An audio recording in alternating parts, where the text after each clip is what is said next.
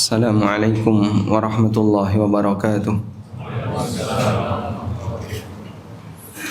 Alhamdulillahi rabbil alamin.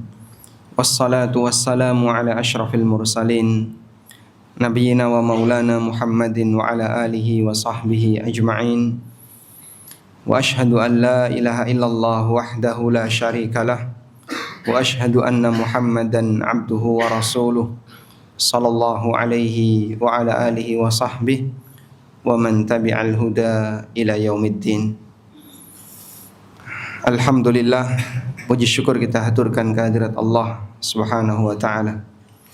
Pagi ini kita dikumpulkan oleh Allah dalam rangka untuk belajar bersama, yang insyaallah kita akan mengangkat tema tentang bagaimana melakukan amalan di sisa usia, terutama untuk amalan yang tidak putus walaupun kita sudah meninggal dunia. Dan saya menggunakan satu buku yang insya Allah jadi acuan, judulnya Umur yang Kedua. Sebagian di antara jamaah sudah ada yang memilikinya, karena kemarin buku ini dibagi gratis oleh panitia. Alhamdulillah ada yang dapat dan mungkin banyak yang belum dapat.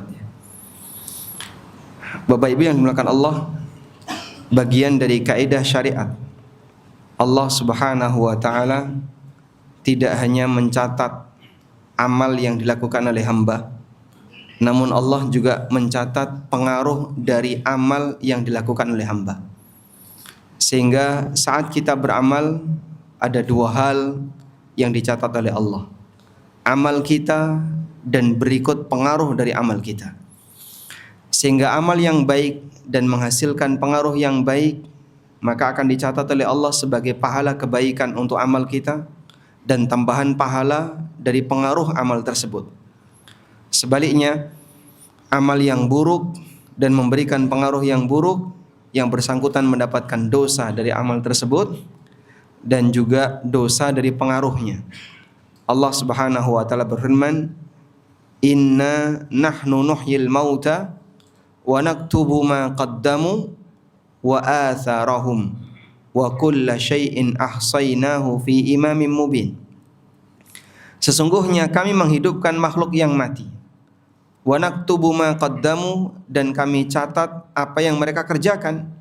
Wa atharahum, berikut asar atau dampak dari apa yang mereka kerjakan.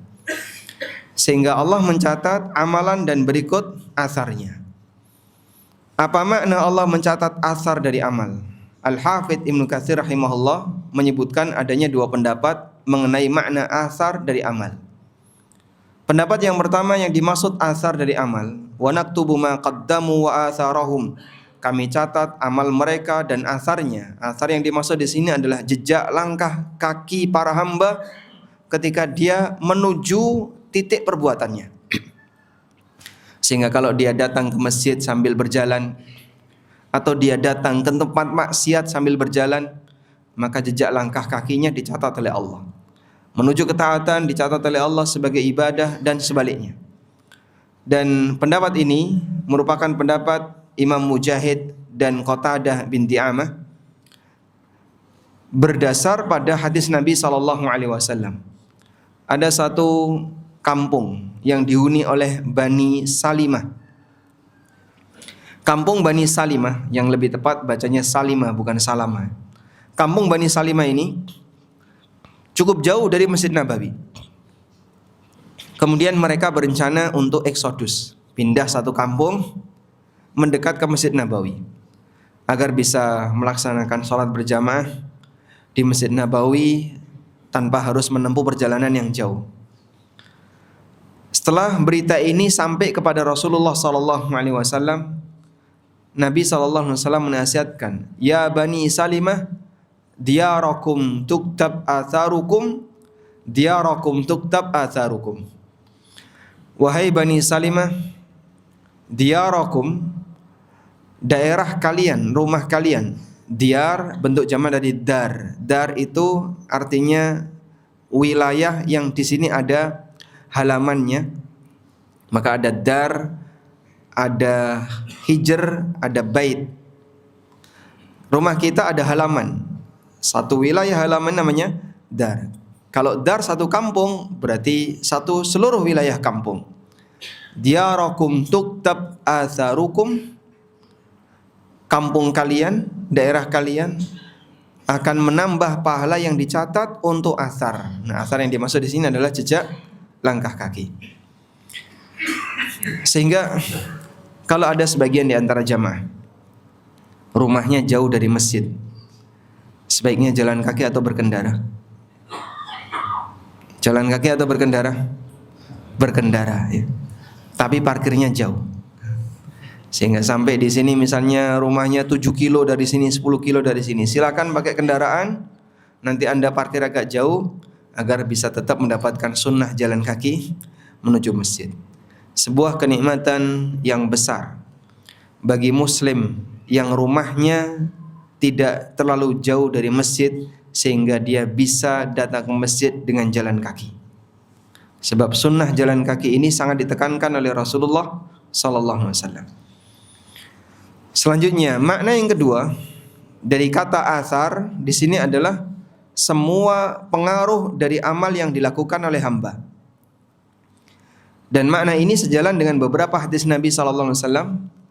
Di antaranya adalah hadis dari Jabir bin Abdullah radhiyallahu anhu. Rasulullah sallallahu alaihi wasallam pernah bersabda, "Man sanna fil Islami sunnatan hasanah, fa umila biha ba'da, kutiba lahu mithlu ajri man amila biha, wala yanqusu min ujurihim syai'un." Barang siapa yang mengawali sunnah hasanah. Beliau tidak pernah mengatakan kalimat bid'ah hasanah, adanya sunnah hasanah. Siapa yang mengawali sunnah hasanah dalam Islam, fa umila biha ba'da, kemudian dipraktekkan oleh orang setelahnya. Nabi SAW mengatakan, kutiba lahu mithlu ajri man amila biha, maka dicatat untuknya seperti pahala orang yang mengamalkannya, wala yanqusu min ujurihim syai'un, tanpa mengurangi pahala mereka sedikit pun. Sehingga kita bisa bayangin orang yang pertama kali mengajarkan kebaikan diikuti oleh banyak orang, maka dia mendapatkan pahala seluruh orang yang mengikutinya. Wa man sanna fil Islami sunnatan sayyi'ah, dan barang siapa yang mengawali kebiasaan yang buruk dalam Islam, fa umila biha ba'da, kemudian diamalkan dan dipraktekkan oleh orang-orang setelahnya, kutiba alaihi mithlu wizri man amila biha, maka dicatat untuknya seperti dosa orang yang mengamalkannya, wala yanqusu min auzarihim syai'un, tanpa mengurangi dosa mereka sedikit pun. Hadis ini memiliki sababul wurud. Nabi SAW pernah melihat ada beberapa orang yang datang ke Madinah dalam suasana mereka keadaannya miskin. Orangnya miskin dan nampaknya mereka dalam kondisi lapar. Maka Nabi SAW langsung memotivasi para sahabat untuk bersedekah. Tapi satu masjid tidak ada yang bergerak. Hingga kemudian ada salah satu sahabat yang dia langsung pulang. Balik-balik dia bawa sedekahnya sampai hampir tidak kuat. Kemudian ditaruh di hadapan Nabi SAW. Begitu orang ini mengawali sedekah tadi, yang lain pada bubar, pulang semuanya ke rumah, kemudian membawa apapun yang bisa disedekahkan. Lalu Nabi SAW mengatakan, man sanna fil Islami sunnatan hasanah, siapa yang mengawali sunnah yang baik dalam Islam. Sehingga makna sunnah yang baik di sini apa? Amal yang diajarkan oleh Rasulullah SAW, namun tidak memasyarakat, ditinggalkan oleh banyak orang. Kemudian gara-gara satu atau dua orang yang dia mengawali praktek itu, memperkenalkan kepada masyarakat, lalu banyak orang yang mengenalinya dan mempraktekannya, maka yang mengawali tadi mendapatkan pahala dari amalnya dan semua amal orang yang mengikutinya. Ada banyak sekali sunnah di sekitar kita yang mulai banyak ditinggalkan oleh masyarakat. Dalam kegiatan salat saja ada beberapa praktek sunnah yang mungkin orang tidak kenal. Duduk iq'a itu kan dikenal oleh masyarakat belakangan. Dulu kita tidak kenal dengan istilah duduk iq'a misalnya. Atau misalnya ada orang yang mengajarkan kepada orang lain tentang sholat tahiyatul masjid. Di kampung ini misalnya, semua orang masuk masjid, begitu sudah di dalam langsung duduk. Tidak ada yang kemudian melakukan sholat tahiyatul masjid. Tapi ada seorang muslim yang mengajarkan, begitu dia masuk sholat tahiyatul masjid dulu, dilihatin oleh banyak orang. Sampai akhirnya jadi kebiasaan yang tersebar di sana. Maka yang pertama kali yang mengawali, menginisiasi praktek ini dan diikuti oleh yang lain, dia mendapatkan pahala dari semua orang yang mengikutinya. Dan ini juga disebutkan oleh Nabi SAW dalam hadis riwayat Muslim dari Abu Hurairah radhiyallahu anhu. Nabi SAW bersabda, "Man da'a ila hudan, kana lahu minal ajri mithlu ujuri man tabi'ah." Siapa yang mengajak orang lain menuju hidayah, maka dia mendapatkan pahala seperti pahala semua orang yang mengikutinya, tanpa mengurangi pahala mereka sedikit pun. Wa man da'a ila dhalalatin, dan siapa yang mengajak orang lain ke arah kesesatan, kana alaihi minal ithmi mithlu athami man tabi'ah, dia mendapatkan dosa seperti dosa orang yang mengikutinya. La yanqusu dzalika min athamihim syai'a, tanpa mengurangi pahala mereka sedikit pun. Maka bersemangatlah untuk mengajak orang lain melakukan kebaikan, walaupun yang ada anja itu, kebaikan yang Anda ajak ini adalah kebaikan yang mungkin Anda menilai ini sesuatu yang ringan. La tahqiranna minal ma'rufi syai'a, jangan meremehkan kebaikan sedikit pun. Mengajarkan orang untuk makan dengan menggunakan tangan kanan. Saat Anda melihat ada orang makan pakai tangan kiri, kemudian diingatkan, "Pak, makannya pakai tangan kanan." Cuman kayak gitu doang. Cuman kayak gitu saja. La tahqiranna minal ma'rufi syai'a, jangan kau meremehkan kebaikan sedikit pun. Mengajarkan kebaikan kepada orang lain, walaupun sesuatu yang sangat sederhana, ini bernilai besar di sisi Allah Subhanahu wa ta'ala. Ada orang yang bersin di dekat Imam Ahmad, tapi orangnya diam saja. Lalu dipancing dengan pertanyaan, kalau bersin baca apa? Alhamdulillah. Kemudian didoakan, yarhamukallah, yahdikumullah, wa yuslih balakum.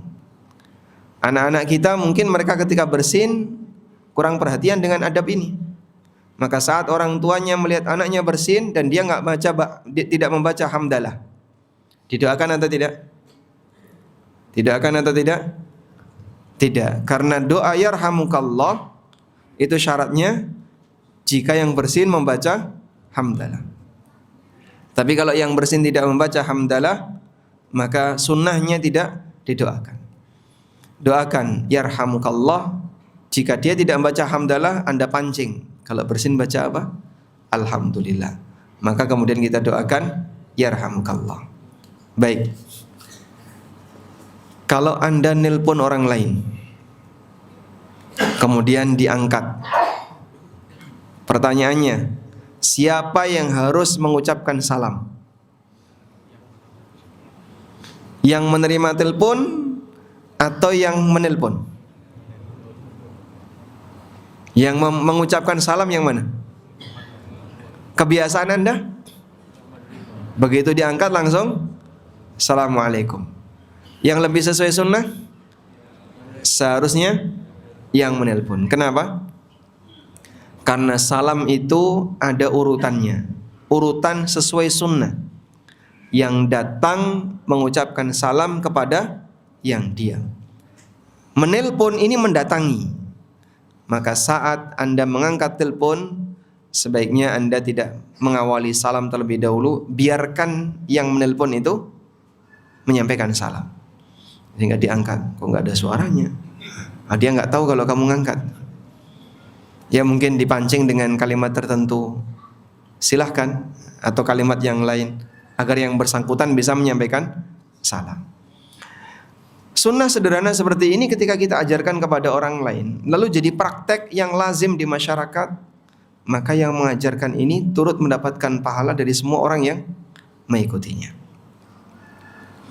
Karena itulah Nabi Muhammad sallallahu alaihi wasallam mendapatkan pahala ibadah dari seluruh umatnya sebab beliau yang mengawalinya. Allah Subhanahu wa taala menyebutkan bahwa Rasulullah sallallahu alaihi wasallam dapat pahala yang tidak pernah putus. Wa inna laka la ajran ghaira mamnun. Sesungguhnya engkau Muhammad mendapatkan pahala yang tidak pernah putus. Kenapa beliau mendapatkan pahala yang tidak pernah putus? Karena beliau yang mengawali amal saleh dan akhlak yang mulia yang mengajarkannya kepada seluruh umatnya. Sehingga ada pertanyaan, boleh nggak Pak kita menghadiahkan bacaan Al-Fatihah untuk Rasulullah Sallallahu Alaihi Wasallam? Yang sering sebagian orang menjadikan ini sebagai pengantar sebelum berdoa. Ila hadratil Mustafa Al-Baqarah. Kita menghadiahkan surat Al-Baqarah untuk Nabi Sallallahu Alaihi Wasallam. 2,5 jam.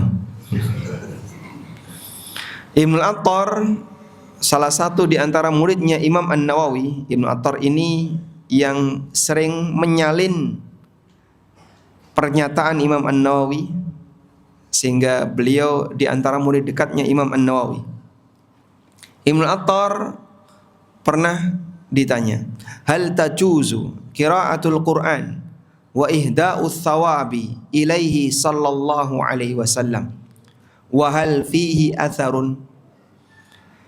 Bolehkah membaca Al-Quran lalu menghadiahkan pahalanya untuk Rasulullah sallallahu alaihi wasallam, dan apakah ada dalil tentang ini?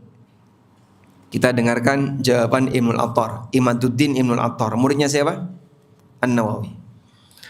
Amma qiraatul Qur'anil aziz famin afdalil qurubat. Membaca Quran termasuk di antara amalan yang afdal. Wa amma ihda'uhu lin nabi sallallahu alaihi wasallam falam yunqal fihi atharun mimman yu'taddu bihi. Tidak pernah dinukil satupun adanya asar dari orang yang riwayatnya bisa diterima. Bal yambaghi ayyumna minhu, bahkan selayaknya dilarang. Lima fihi minat tahajjumi alaihi fima lam ya'zam fihi. Karena ini termasuk di antara mempraktekkan amalan atas nama Nabi sallallahu alaihi wasallam padahal beliau tidak pernah mengizinkannya. Ma'anna thawabat tilawati hasilun lahu bi asli syar'ihi sallallahu alaihi wasallam. Di samping itu pahala bacaan Al-Qur'an beliau dapatkan, pahala bacaan umatnya beliau dapatkan karena beliau yang pertama kali mengajarkannya. Lalu kata Ibnu Attar, wa jami'u a'mali ummati fi mizanihi. Seluruh amal umat Nabi sallallahu alaihi wasallam ada di timbangan Rasulullah sallallahu alaihi wasallam. Sehingga Bapak Ibu melakukan amal soleh apapun, Nabi sallallahu alaihi wasallam turut mendapatkan pahalanya. Kenapa? Karena beliau yang mengawali dan mengajarkan amal itu kepada orang lain. Ada yang berpandangan seperti ini. Jadi kayak gini loh Pak ilustrasinya. Ini ilustrasi Pak, bukan karena berdasarkan dalil. Saat kita menghadiahkan amal untuk Nabi sallallahu alaihi wasallam, maka kita ini seperti mengisi tandon amalnya Rasulullah sallallahu alaihi wasallam. Sehingga kalau banyak orang menghadiahkan amal untuk Nabi sallallahu alaihi wasallam, maka tandon itu akan penuh terisi terus luber. Saat luber, nah luberannya itu nanti akan mengenai kita. Karena kita berada di bawah Rasulullah sallallahu alaihi wasallam. Nah, pertanyaannya, apa benar kamu berada di bawah tandon itu? Jangan-jangan menyimpang jauh dari tandon ini sehingga nggak dapat luberannya. Ilustrasi ini bisa diterima atau tidak? Ilustrasi ini kita nggak setuju. Kenapa kamu nggak setuju dengan ilustrasi ini? Mana mungkin ada amal yang bocor, amal yang hilang, luber. Ketika kau sebut bahwasanya tandon itu luber, berarti ada amal yang hilang. Padahal dalam Al-Quran Allah Subhanahu wa ta'ala berkali-kali menyebutkan Allah tidak menyia-nyiakan amalan hamba. Innallaha la yudhi'u amalal muhsinin, innallaha la yudhi'u amalas salihin, Allah tidak menyia-nyiakan amal orang yang telah berbuat baik, amal orang soleh. Sehingga nggak ada ceritanya amal kok luber. Apakah tampungan pahala Nabi SAW itu kecil sehingga sampai amalan yang diberikan oleh Allah kepada beliau pahalanya luber? Ini justru ilustrasi yang memberikan kesan suudzon terhadap tampungan pahala Rasulullah SAW. Padahal amal kalau dijaga oleh Allah maka tidak ada amal yang hilang. Tidak ada istilah amal bocor, amal luber, kecuali kalau sang hamba melakukan perbuatan yang menyebabkan amalnya hilang. Karena salah satu di antara ancaman yang banyak disebutkan oleh Allah dalam Al-Quran, habitat a'malukum, habitat a'maluhum, fa'ahbata a'malahum, dan seterusnya. Sehingga terhapusnya amal itu termasuk ancaman yang diberikan oleh Allah. Perbuatan kesyirikan, Allah kasih ancaman, la in asyrakta la yahbatanna amaluk. Kalau kau berbuat syirik, maka seluruh amalmu akan terhapus. Kemudian dalam masalah adab kita diajarkan kalau bicara jangan melebihi suara Rasulullah sallallahu alaihi wasallam. La tarfa'u aswatakum fawqa sautin nabi wa la tajharu lahu bil qawli ka jahri ba'dikum li ba'din an tahbata a'malukum. Jangan kau mengangkat suara melebihi dari suara Nabi, karena itu bentuk durhaka kepada Nabi SAW. Maka salah satu di antara bentuk durhaka kepada orang tua, anak mengangkat suara melebihi suara orang tuanya. Wah, kalau nggak gitu nggak dengar ya Pak, Bapak itu budek orangnya. Ada karena pendengarannya sudah berkurang ya. Sehingga anak kalau bicara dengan bapaknya gimana? Teriak-teriak. Gimana itu Pak? Termasuk durhaka atau tidak? Ya, kalau itu karena masalah kebutuhan, tidak masalah. Tapi kalau seorang anak teriak di hadapan bapaknya, di hadapan ibunya, dengan suara yang lebih tinggi daripada suara mereka, masuk kategori durhaka. Sehingga tolong hati-hati ya. Saat anak diskusi dengan bapak, debat dengan bapak, misalnya dalam urusan tertentu, ya kalau sebatas diskusi, lalu misalnya bapak punya pandangan yang berbeda, anak tidak boleh emosi dan suaranya tetap harus berada di bawahnya. Baik. Kebalikannya, mengawali maksiat dosanya terus mengalir. Karena orang yang mengawali perbuatan buruk nanti kemudian diikuti oleh orang lain setelahnya, yang bersangkutan mendapatkan dosa dari perbuatan buruk yang dia lakukan dan semua orang yang mengikutinya. Ibnu Mas'ud radhiyallahu anhu pernah meriwayatkan bahwa Nabi sallallahu alaihi wasallam bersabda, "La tuqtalu nafsun dzulma." Tidak ada satupun jiwa yang terbunuh karena kezaliman, illa kana 'ala ibni adamil awwal kiflun min damiha.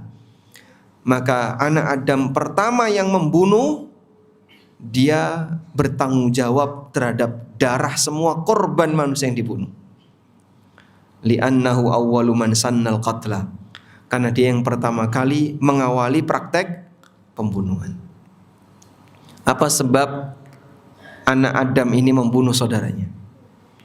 Yang dalam sebuah riwayat disebut namanya Qabil dan Habil. Apa sebabnya, Pak? Karena hasad. Apa sebab hasadnya? Sebab hasadnya karena ibadah Habil diterima oleh Allah. Sehingga orang dulu ketika ibadahnya tidak diterima itu sedih. Melihat ada orang lain ibadahnya diterima, dia hasad kepada yang diterima. Di masa silam diterima dan tidak diterimanya ibadah ditampakkan.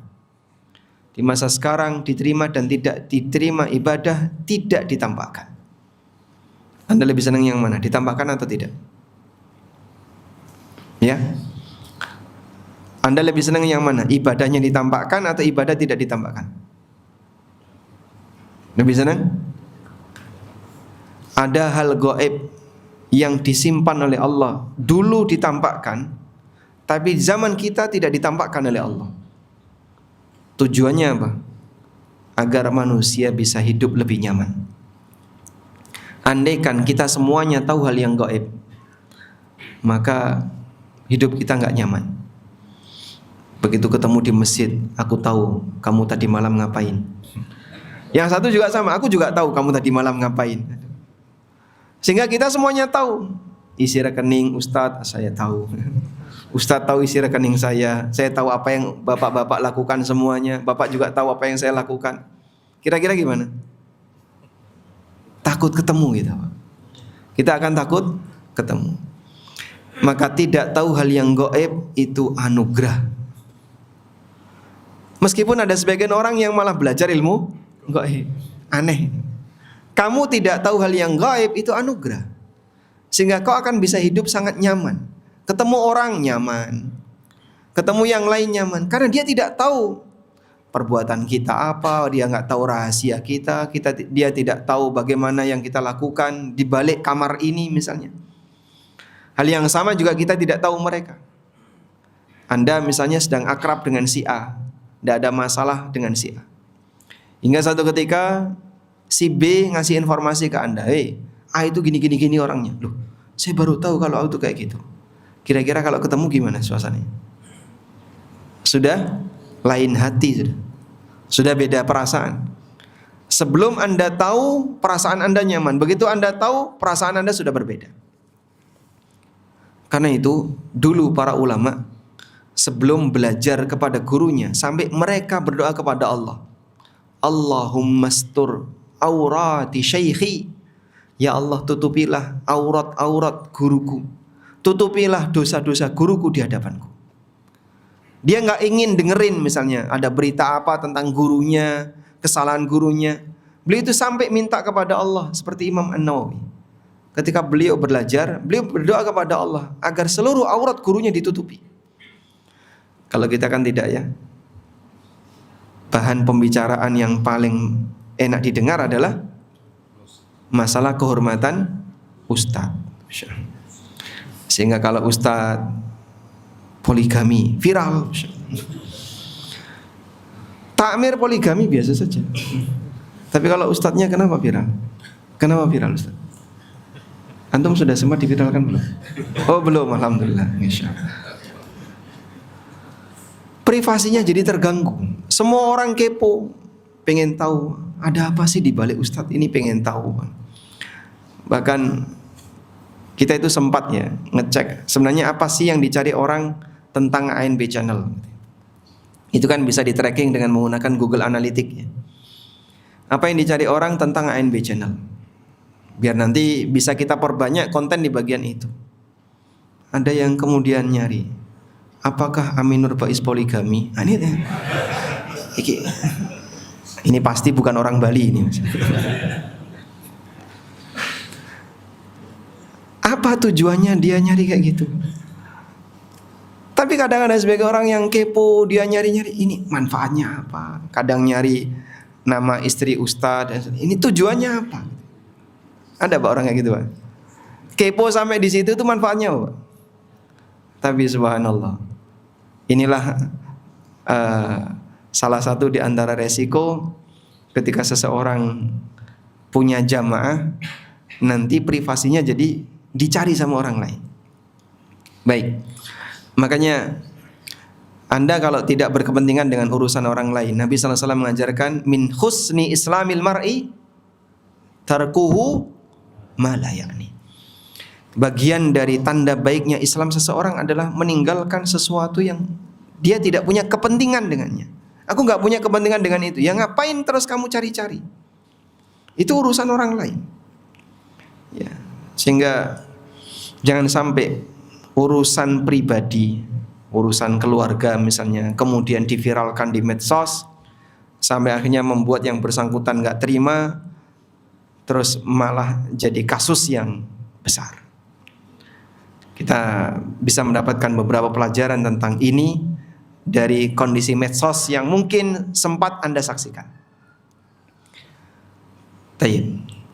Nabi SAW ketika hadisul ifki, ada berita dusta yang disebarkan oleh orang munafik tentang kehormatan Aisyah radhiyallahu anha, kehormatan istri tokoh itu nyenggol kehormatan tokohnya. Sehingga Nabi SAW sebagai public figure masyarakat ketika itu, orang munafik nggak bisa menyerang Rasulullah SAW, tapi yang diserang istrinya. Nabi SAW tidak tahu harus bersikap apa, karena tidak ada wahyu. Cuman berita itu santer dan kuat pengaruhnya, hingga ada beberapa sahabat yang terpengaruh. Di antara sahabat yang terpengaruh, Mistah bin Utsatsah. Kemudian Hasan, penyair Rasulullah SAW, sempat terpengaruh, dan beberapa sahabat yang lain.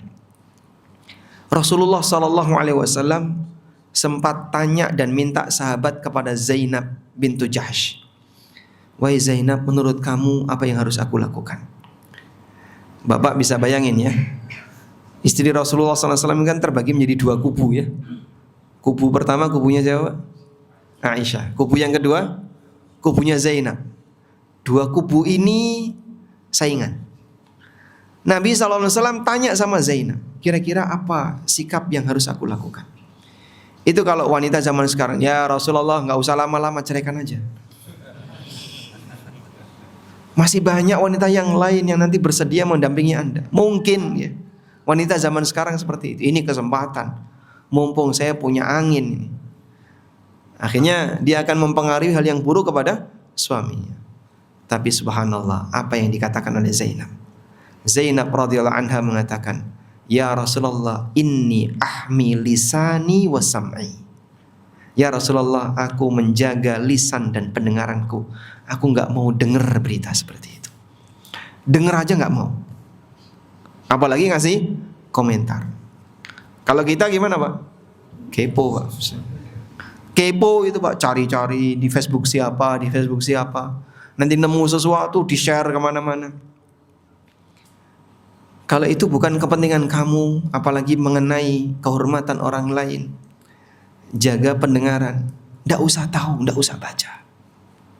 Kau tidak punya kepentingan dengan itu. Baik, si A, si B, gibah C. Anda kenal siapa C? Terus Anda duduk di dekat A dan B. Terdengar sayup-sayup suara A dan B menggibah C. Sudah? Kira-kira pendengaran Anda diarahkan kemana? Pendengaran Anda diarahkan kemana?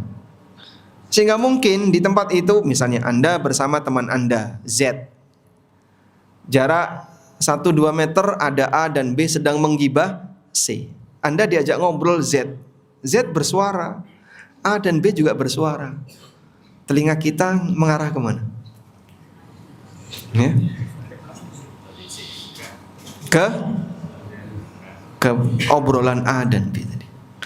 Karena telinga bisa mengarahkan sasaran lebih tajam daripada penglihatan. Mendengar itu bisa diarahkan Pak. Sehingga Anda diajak ngobrol sama Z, tapi pendengaran Anda ke A dan B. Mata Anda ke Z, tapi telinga Anda menghadap ke A dan B.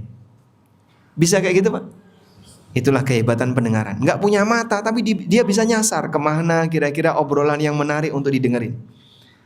Kamu tadi bilang apa? Loh, aku juga ngomong nih ngarepmu kok. Saya tadi sudah bicara di depan kamu. Tadi kita bahas ini. Wah, mohon maaf saya tadi nggak konsentrasi. Nggak konsentrasi karena dia sedang konsentrasi dengan sebelah. Maka ada istilah mencuri dengar. Karena pendengaran ini bisa mengarah ke arah tidak searah dengan arah pandangan mata. Orang bisa ngobrol dengan temannya, tapi pendengarannya bisa mengarah ke orang lain. Dan mendengarkan gibah itu nikmat atau tidak? Mendengarkan gibah itu nikmat atau tidak? Nikmat Pak ya? Jujur Pak, nikmat atau tidak Pak? Nikmat. Mendengarkan gibah termasuk kenikmatan. Ada orang misalnya dibahas, kemudian Anda pasti akan gatelen untuk baca komentar. Apa komentar di bawahnya? Diklik, wow, Masya Allah. Walaupun Anda tidak ikut komentar, gimana? Saya nggak ikut komentar Pak Ustaz. Iya, tapi Anda menikmati komentar. Itulah kurang lebih bentuk menikmati ghibah. Tayyib. Selanjutnya, Dalam posisi ketika amal itu dirahasiakan oleh Allah sehingga kita nggak tahu apakah amal itu diterima atau tidak, seorang hamba akan bisa termotivasi untuk terus beramal. Andaikan amal itu tidak diterima dan ditapakkan oleh Allah. Jadi misalnya sholat subuh ini ya, begitu bapak keluar langsung dapat surat, diterima atau tidak. Ternyata banyak di antara kita yang tidak diterima. Saya sudah sholat subuh bertahun-tahun tidak pernah diterima itu Pak. Putus asa dia. Orang itu pasti akan putus asa. Ngapain sholat nggak pernah diterima. Tapi ketika tidak ditampakkan, orang itu akan tetap punya motivasi untuk beramal. Maka Bapak Ibu yang dimuliakan Allah Subhanahu wa taala, kita bersyukur kepada Allah di bagian gaib dirahasiakan oleh Allah Subhanahu wa taala, sehingga dengan ini kita tetap bisa mendapatkan semangat untuk beramal. Selanjutnya, berkaitan dengan hal ini, kita perlu bahas tentang umur yang kedua, yaitu umur di mana ketika seorang hamba bisa mendapatkan pahala yang terus mengalir walaupun yang bersangkutan sudah meninggal. Dan itulah kesempatan yang sangat membahagiakan bagi hamba. Orangnya sudah mati tapi amalnya terus mengalir. Baik, mana yang lebih aman? Pahala orang hidup atau pahala orang mati? Pahala orang hidup atau orang mati? Pahala orang mati. Kenapa? Karena tidak mungkin terhapus. Kalau pahala orang hidup mungkin terhapus. Misalnya si A melakukan amal soleh, diterima oleh Allah, lalu jadi tabungan pahala. Di akhir hayatnya dia berbuat syirik, hilang semua pahalanya. Ketika orang itu masih hidup, tidak ada jaminan ketaatan amal soleh yang pernah dia lakukan, pahalanya akan terus bertahan. Iblis itu dulu rajin ibadah, sampai kemudian dia dikumpulkan bersama para malaikat. Tapi begitu dia melakukan satu kesalahan, tidak mau taat kepada perintah Allah, namun dilatar belakangi karena sombong, Allah kemudian memvonis aba wastakbara wa kana minal kafirin. Dia tidak mau sujud, bersikap sombong, dan dia kafir. Maka ketaatan iblis sepanjang yang pernah dia lakukan masa silam, kita tidak tahu dia sudah beribadah selama berapa tahun. Apakah iblis dapat manfaat? Iblis dapat manfaat enggak? Sepeser pun tidak. Dan sangat mungkin itu dialami oleh manusia siapapun. Dia berbuat ketaatan dalam waktu yang panjang, namun di akhir hayatnya dia melakukan kesalahan besar yang menyebabkan amalnya hapus, sehingga dia tidak bisa menikmati hasil. Karena itu amal orang yang mati lebih aman. Sehingga jika ada orang meninggal dunia lalu pahalanya terus mengalir, akan diabadikan oleh Allah. Dan dia karena sudah mati tidak bisa membatalkan amal itu, sebab orangnya sudah mati. Disitulah kita perlu untuk memperjuangkan bagaimana kita bisa memiliki amal yang usianya jauh lebih panjang dibandingkan umur kita. Kita harus punya amal, merencanakan sebuah amal yang usianya jauh lebih panjang dibandingkan umur kita. Karena amal ini nanti akan menghasilkan pahala walaupun kita sudah mati. Coba kita baca bagaimana biografi para ulama. Imam Asy-Syafi'i rahimahullah lahir pada tahun 150 Hijriah. Wafat tahun 204 Hijriah. Berarti usianya berapa? 54 tahun. Lahir tahun 150, wafat 204. Usianya 54 tahun. Imam Syafi'i usianya 54 tahun. Namun karyanya Imam Syafi'i bisa kita rasakan sampai sekarang. Sehingga karya Imam Syafi'i umurnya berapa? Kalau kita hitung dari sejak wafatnya beliau tahun 204 sampai sekarang, lebih dari 1200 tahun. Umur orangnya cuma 254 tahun, tapi karyanya lebih dari 1200 tahun. Imam Ahmad. Beliau wafat di usia 77 tahun. Dan kita masih membaca Musnad Imam Ahmad, beberapa buku yang ditulis oleh Imam Ahmad. Usia beliau 77 tahun, tapi karya beliau lebih dari 1200 tahun. Imam Bukhari usianya 62 tahun ketika wafat, tapi Sahih Bukhari bisa dirasakan oleh kaum muslimin sampai sekarang, lebih dari 1150 tahun. Masya Allah. Kita punya apa? Kalau dibandingkan dengan para ulama, memang terlalu jauh. Tapi kalau nggak bisa seperti mereka, berusahalah untuk meniru mereka. Illam takunu mithlahum fatashabbahu fa inna tashabbuha bil kirami falahu. Kalau kamu tidak bisa seperti mereka, tirulah mereka, karena meniru orang yang mulia akan mendatangkan kebahagiaan. Nah, sehingga coba Bapak Ibu mulai memikirkan, kira-kira merencanakan amal apa yang bisa kita lakukan di mana usianya jauh lebih panjang dibandingkan umur kita. Pak, kalau saya seperti ulama ya kayaknya nggak bisa. Apalagi punya karya-karya seperti para ulama, nulis buku dan seterusnya. Saya nggak bisa. Baik, kalau memang kau nggak bisa seperti itu, kau bisa mengambil dari sisi yang lain. Amal apa yang bisa kau perbuat dengan umur yang panjang? Wakaf. Aku nggak bisa nulis buku, tapi aku mau wakaf buku. Ada nggak mahasiswa Madinah yang sedang kuliah kesulitan untuk pengadaan kitab karena harganya yang mahal? Saya butuh Pak kitab ini untuk penelitian saya. Harganya berapa? Sekian real. Baik, saya belikan ya Pak Ustadz. Tolong nanti kitabnya saya yang bayari. Walhamdulillah, semoga dengan itu kalau kitab ini beliau baca kemudian menghasilkan ilmu lalu disampaikan kepada masyarakat, maka orang ini akan turut mendapatkan pahala yang lebih permanen. Banyak orang yang wakaf Quran tapi ditaruh di masjid yang jamaahnya jarang baca Quran, sehingga cuma ditaruh di rak. Ini mushaf terbaca setahun sekali pas Ramadan ya. Begitu selesai Ramadan disimpan di lemari sampai jumpa tahun depan. Banyak masjid yang Qur'annya dibuka setahun sekali. Terus gimana itu Pak? Kalau Anda wakaf Qur'an mungkin nasibnya seperti itu. Dan sekarang kan jumlah Qur'an melimpah ya. Antara jumlah Qur'an dengan jumlah pembacanya banyak mana Pak? Hah? Banyak Qur'annya, pembacanya lebih sedikit. Sehingga mungkin kalau memahami kayak gini, jika mau wakaf Quran, jangan sampai salah tempat, taruh di pesantren tahfidz agar mereka bisa memanfaatkan mushafnya untuk menghafal Al-Quran. Kadang kan ada santri itu sampai Qurannya lecek sekali, hampir rusak, tapi nggak mau ganti. Karena memang salah satu di antara kaidah menghafal Quran, mushafnya tidak boleh ganti-ganti. Itu akan merusak memori ketika dilihat.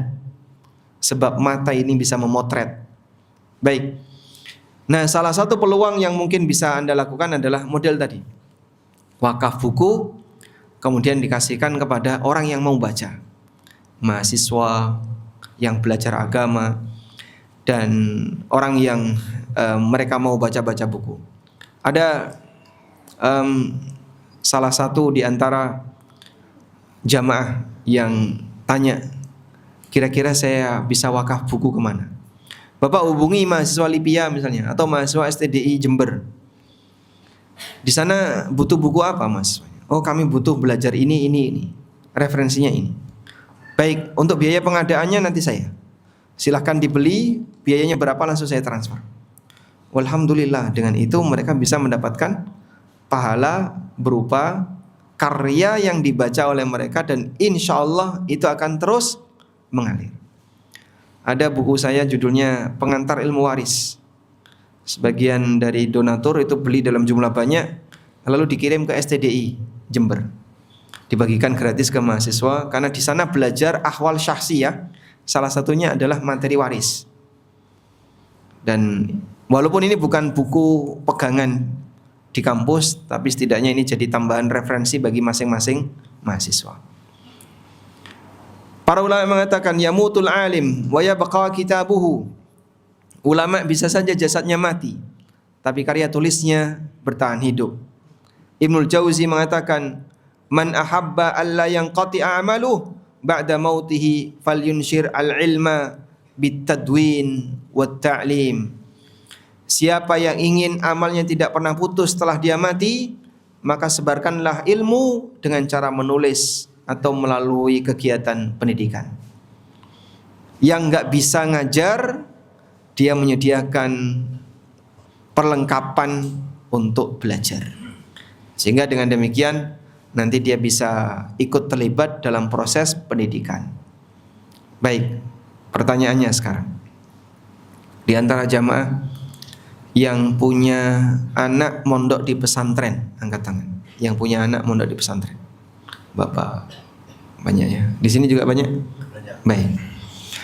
Kita punya anak yang sedang belajar, baik di pesantren atau di lembaga pendidikan Islam yang lainnya. Pertanyaan saya, Anda lebih senang mana?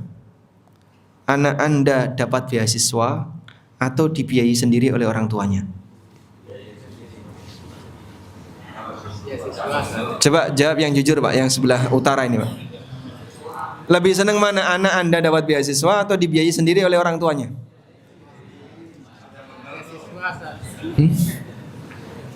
Dapat beasiswa. Kenapa Pak?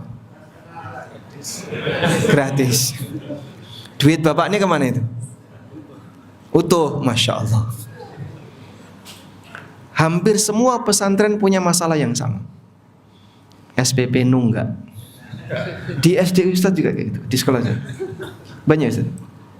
Ada. Rata-rata 20% nunggak. Masya Allah.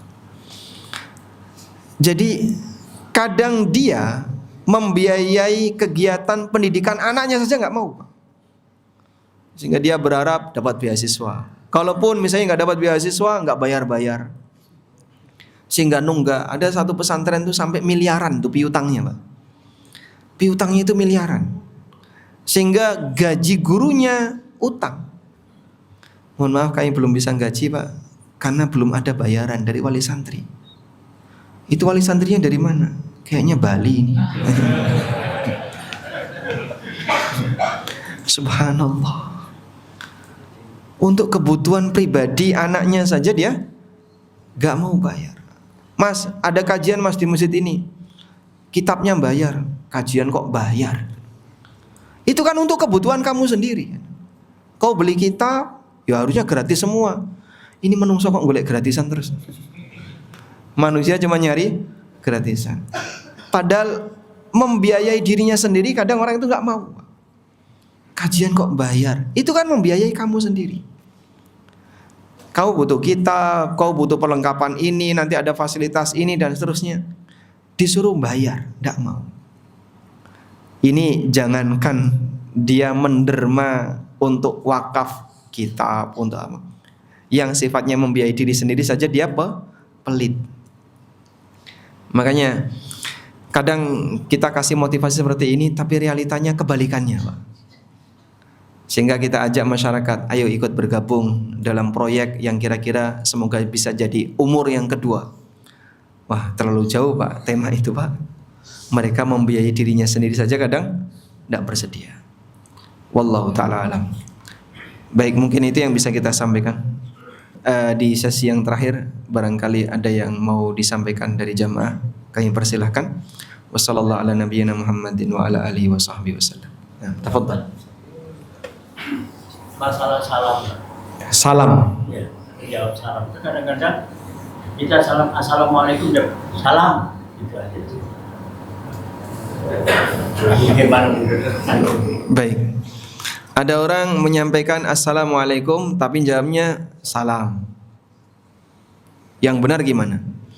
Allah Subhanahu wa taala mengajarkan, wa idza huyyitum bi tahiyatin fahayyu bi ahsana minha aw rudduha. Maka kalau ada orang memberikan salam kepada Anda sambil senyum, jawabnya sambil merengut. Ini enggak berimbang. Dia ngasih salam ke kamu sambil senyum, berarti seharusnya kau jawab juga sambil senyum. Menjawab salamnya sama seperti ketika orang ini memberi salam. Ya, misalnya ya, bapak lagi berantem sama istrinya, terus suaminya ngasih salam ke istrinya sambil senyum, "Assalamualaikum sayang." Ya. Karena istrinya lagi emosi, jawabnya gimana? "Waalaikumsalam." Salah nggak kayak gitu? Salah ya? Kenapa salah? Tidak berimbang. Sehingga yang ini ngasih salam dengan cara yang baik, tapi yang itu jawab salam, tapi tidak sempurna caranya. Baik. Kemudian dalam menyampaikan salam, kalimat yang utama itu adalah kalimat assalam. Tapi kebanyakan orang disingkat, "Waalaikum." Ulangi, "Waalaikum." Ini nggak salam kok. Bapak terdengar apa tadi, Pak? Hah? Mulaikum. Itu bahasa apa itu, Pak? Mulaikum. Boleh nggak dijawab? Dia nggak salam kok. Dia cuma bilang mulaikum. Berarti salam nggak itu? Yang lebih sering saya dengar kayak gitu. "Waalaikum." Tadi dia nggak salam kan? Dia cuma ngomong mulaikum. Suruh ngulangi tetap sama. Makanya kalau salam sampaikan ya, "Assalamualaikum." Boleh tanpa alif lam. "Salamun alaikum." "Assalamualaikum" lebih sempurna. Nah, kemudian yang jawab, dia kasih jawaban minimal sama atau lebih sempurna. "Waalaikumsalam." Kalau di depannya ada alif lam, jawablah dengan menggunakan alif lam. Fungsi alif lam di sini apa, Pak? Al lil istighraq, al jinsiyah, itu memberikan makna keseluruhan. Assalamualaikum, semoga seluruh keselamatan tercurah untukmu. Assalamualaikum itu punya dua makna. Makna yang pertama, assalam di sini adalah nama Allah. Fa innallaha huwas salam. Allah itu assalam. Assalamul mu'minul muhaiminul azizul jabbarul mutakabbir. Dengan makna yang pertama ini, maka kalau kita menyampaikan assalamualaikum, itu adalah doa Allah ma'akum. Semoga Allah membersamai kalian. Dan wajib harus ada alif lam, karena nama Allah assalamualaikum, dan di situ harus ada alif lam karena nama Allah assalam, ya, kita berikan dengan alif lam, Ar-Rahman. Ya, walaupun boleh tanpa alif lam. Yang kedua, assalam di sini maknanya adalah keselamatan. Assalam bermakna assalamah, keselamatan untuk kalian. Terus kita jawab, jika depannya tadi pakai alif lam, maka kita jawab waalaikumsalam. Sehingga kalau tadi ada yang jawab waalaikumsalam tanpa alif lam, ya ada sedikit kekeliruan. Kecuali kalau yang ngasih salam Waalaikum, nah itu enggak dijawab pun boleh, karena dia tidak menyampaikan salam. Wallahu a'lam. Ya. Salam lagi. Ada beberapa kayak di rumah di Bali sendiri, ya ada misalnya petugas dari satu bicara namanya, dia mengucapkan salam itu kadang kita suka terjebak. Dia lebih pas gitu ucapin salamnya assalamualaikum gitu. Karena kita terjebak, kita jawab dari dalam, kita nggak lihat siapa. Dia non muslim. Kalau ada non muslim yang mengucapkan salam dan kalimatnya sempurna assalamualaikum, apakah kita boleh menjawabnya waalaikumsalam? Ulama beda pendapat dalam hal ini. Yang dilarang oleh Nabi SAW adalah la tabda'u ahlal kitab bis salam. Jangan mengawali salam untuk ahli kitab. Mengawali yang tidak boleh. Sehingga Bapak menyampaikan kepada non-muslim assalamualaikum, tidak boleh. Tapi kalau ada non-muslim yang menyampaikan salam dan kalimatnya tegas, apakah boleh dijawab? Ada dua pendapat. Ada yang mengatakan boleh dijawab dengan sempurna, waalaikumsalam. Dan ada yang mengatakan cukup dijawab waalaikum. Ini kalau kita tahu ya. Kita tahu dia non-muslim, dia menyampaikan salam. Nah, Nabi SAW kalau menjawab salamnya Yahudi, beliau menggunakan kalimat waalaikum. Kenapa? Karena Yahudi ketika menyampaikan salam diplesetkan, assalamualaikum, assalamualaikum, modar kamu. Assam itu artinya apa? Kematian. Assalamualaikum. Nabi SAW mendengar, dia assalamualaikum, bukan assalamualaikum. Ada Rasulullah SAW dan Aisyah mendengar. Maka dijawab oleh Nabi SAW, waalaikum. Aisyah enggak terima. Waalaikumsalam wadzam. Ditambahi sama Aisyah, modar kamu, dan semoga kecelakaan tertimpa untukmu. Ditambahi sama Aisyah. Dan ini kalimat kasar. Rasulullah SAW memarahi Aisyah. Mahlan ya Aisyah. Sabar wahai Aisyah. Enggak usah seperti itu. Ya Rasulullah, alam tasma. Ya Rasulullah, apa Anda enggak dengar kalau dia mengucapkan assalamualaikum? Nabi SAW mengatakan, alam tasma'i qad raddatu. Apa kamu enggak dengar aku sudah jawab tadi? Waalaikum. Karena dia salamnya diplesetkan. Tapi kalau tegas assalamualaikum, sebagian ulama membolehkan untuk menjawab waalaikumsalam. Dan ada juga yang mengatakan cukup dijawab waalaikum. Kalau nggak tahu gimana Pak? Ya, kalau nggak tahu ya nggak ada beban apapun. Wallahu a'lam. Masalah jual beli saat ini malam bertanya, tapi saya seorang pedagang kerupuk. Itu saya isinya 13, saya jual 10. Akhir-akhir ini karena minyak naik, terus plastik naik, saya kurangi isinya Ustaz. 12 isinya tapi 10.000. Tapi saya nggak ngomong sama pelanggan. Saya kurangi aja isinya. Ini 10.000 ini gimana punya pasukan? Dari awal sih perjanjian masalah akan kemenangannya. Anda penjual kerupuk yang sudah, tapi saya belum dapat buktinya, ini gimana? Baik, dari kasus yang tadi disampaikan, saya ulang pertanyaannya ya. Jadi karena ada kenaikan harga plastik, masya Allah.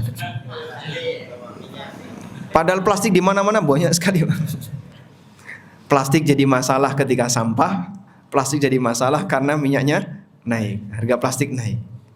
Nah sekarang kalau ada orang yang menjual kerupuk, sebelum harga plastik naik isi 13 harga 10.000. Setelah plastik naik dikurangi jadi 12 tapi harganya sama. Boleh atau tidak? Ya sah-sah saja. Kecuali kalau Bapak menuliskan di bungkusnya 13 biji tapi dikurangi 1, 13 biji minus 1. Dalam kurung ganti plastik. Kalau kita tidak membuat pernyataan apapun dibungkus atau dimanapun, berarti tidak ada kebohongan. Sehingga kalau adanya cuma 1 bungkus, mau isi 13, mau isi 12, ya terserah penjual. Yang penting pokoknya harganya sekian, hukumnya boleh. Kecuali kalau Bapak tulis isi 13, tapi realitanya 12. Bohong enggak itu? Bohong. Ya. Sehingga kalau ada orang misalnya jual sesuatu berat neto ya, sekian gram, aslinya kurang dari itu, yaitu bohong. Makanya berat bersih ini harus presisi ya. Ya mungkin kalau selisih dikit jangan sampai kurang, ditambahi boleh, kurang enggak boleh. Wallahu a'lam. Terkait amalan untuk orang yang telah meninggal. Amalan untuk orang yang sudah meninggal. Tadi kan Ustaz menyampaikan sesuatu mungkin sesuatu yang besar ya. Seperti misalnya kita menyumbangkan sesuatu seperti buku. Kebetulan kedua orang tua saya sudah tidak ada. Dan Ramadan tengah kemarin istri saya juga meninggal dunia. Jadi saya ingin tahu amalan kecil apa yang bisa kita lakukan, yang bisa kita ucapkan atau yang bisa kita sampaikan di dalam hati kita sehingga itu bisa sampai untuk mereka yang sudah meninggal. Baik. Amalan apa yang bisa kita hadiahkan untuk orang yang sudah meninggal? Kita bicara menghadiahkan amal untuk orang yang sudah meninggal. Menghadiahkan amal untuk orang yang sudah meninggal, baik ada ikatan keluarga maupun tidak ada ikatan keluarga, dibagi menjadi dua. Tapi sebelumnya bedakan antara doa dan amalan.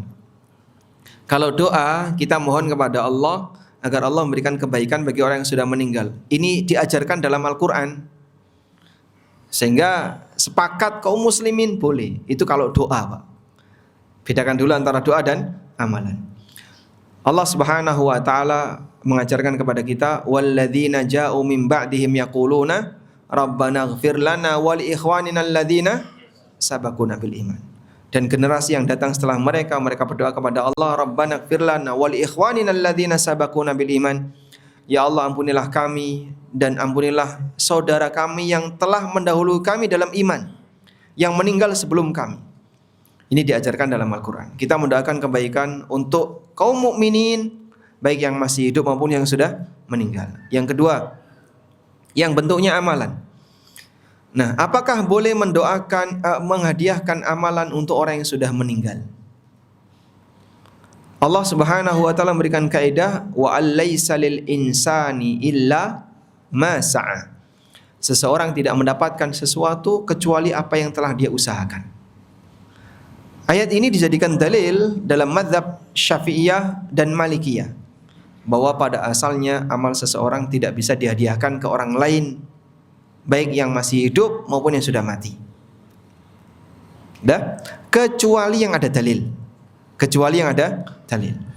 Di antara yang ada dalil adalah satu, menjadi badal haji atau umrah karena ada dalilnya. Yang kedua, sedekah atas nama yang bersangkutan.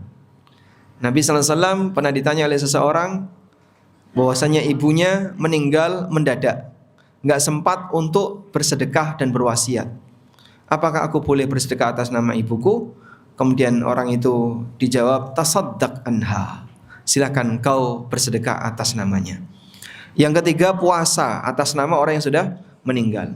Man mata wa alaihi siyamun sama anhu waliyuhu. Siapa yang mati dan dia punya utang puasa, maka nanti dia dipuasakan oleh walinya. Sehingga yang boleh diwakilkan, boleh dihadiahkan.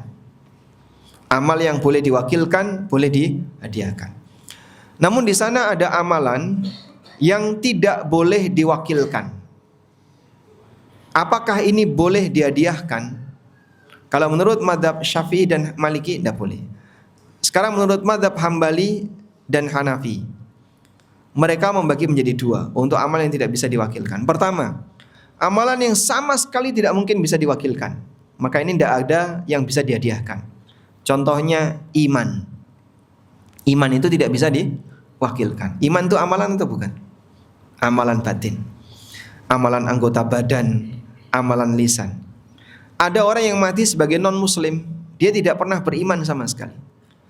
Iman saya bagi setengah untuk bapak, bisa? Kan iman itu bisa bertambah, bisa berkurang. Ya tajazza, punya unsur-unsur. Sehingga bisa nggak saya mau bagi iman saya dengan bapak yang meninggal non muslim, separuh untuk bapak. Yang penting saya masih punya iman, bapak punya iman. Tidak bisa. Saya akan bersyahadat mewakili bapak. Syahadat kok diwakilkan? Tidak bisa. Maka dalam posisi ini, orang non muslim yang mati sebagai non muslim, dia selamanya tidak bisa dibadalkan Islamnya maupun imannya. Yang kedua, amalan yang memungkinkan untuk dilakukan oleh orang lain dan dihadiahkan pahalanya, walaupun tidak bisa diwakilkan. Contohnya bacaan Quran. Apakah bisa dihadiahkan untuk yang sudah meninggal? Kalau dalam mazhab Syafi'iyah dan Malikiyah tidak bisa. Dalam mazhab Hambali dan Hanafi bisa. Nah, kalau misalnya Anda lebih cenderung pada mazhab yang kedua, maka Anda boleh menghadiahkan bacaan Quran atau zikir untuk keluarga yang sudah meninggal. Tapi barangkali ini sebagai saran ya. Kalau Bapak ada kesempatan wakaf, Anda mungkin bisa wakaf atas nama orang tua. Terutama dengan menggunakan harta warisan orang tua. Karena terkadang anak itu ketika dapat warisan dari orang tua dihabiskan semuanya untuk anak. Mereka lupa dengan orang tuanya. Mbok coba dipotong sebagian untuk kegiatan sosial keagamaan atas nama orang tua, karena ini harta peninggalan dari orang tua. Wallahu a'lam. Baik, demikian. Karena Ustaz tadi menyampaikan mengenai harta, almarhum istri saya kan mempunyai mahar yang saya berikan. Punya mahar. Yang saya berikan kepada beliau pada saat nikah. Beliau sudah tidak ada. Apakah itu mahar itu menjadi hak saya yang boleh saya wakafkan? Amalan beliau apakah boleh? Istri yang sudah meninggal, beliau meninggalkan warisan mahar yang dulu diberikan oleh suaminya. Bolehkah mahar ini dihadiahkan atau disedekahkan oleh suami? Mahar ini menjadi warisan. Karena jadi warisan berarti ada hak ahli waris. Maka bapak harus kembalikan hak itu kepada ahli waris. Ahli warisnya siapa saja? Kalau istri punya orang tua, berarti nanti orang tua dapat. Kalau punya anak, anak juga dapat. Ada anak? Tidak ada. Orang tua masih hidup? Orang tua istri? Masih. Bapak dapat separuh. Di sini berarti kasus Gharawiyah, kasus Umariyah. Bapak dapat separuh. Nah, separuhnya dibagi 3. Separuhnya dibagi 3. Untuk ibunya dapat 1/3. Bapaknya dapat 2/3. Sehingga posisi bapaknya istri, bapak mertua, nanti dapat lebih banyak daripada ibu mertua. Dipahami insyaallah? Baik, demikian yang bisa kita bahas. Semoga apa yang kita bahas ini bermanfaat. Allahumma anfa'na bima 'allamtana wa 'allimna ma yanfa'una warzuqna ilma. Wassallallahu ala nabiyyina Muhammadin wa ala alihi wa sahbihi wasallam. Wa akhiru da'wana anil hamdulillahi rabbil alamin. Wassalamualaikum warahmatullahi wabarakatuh.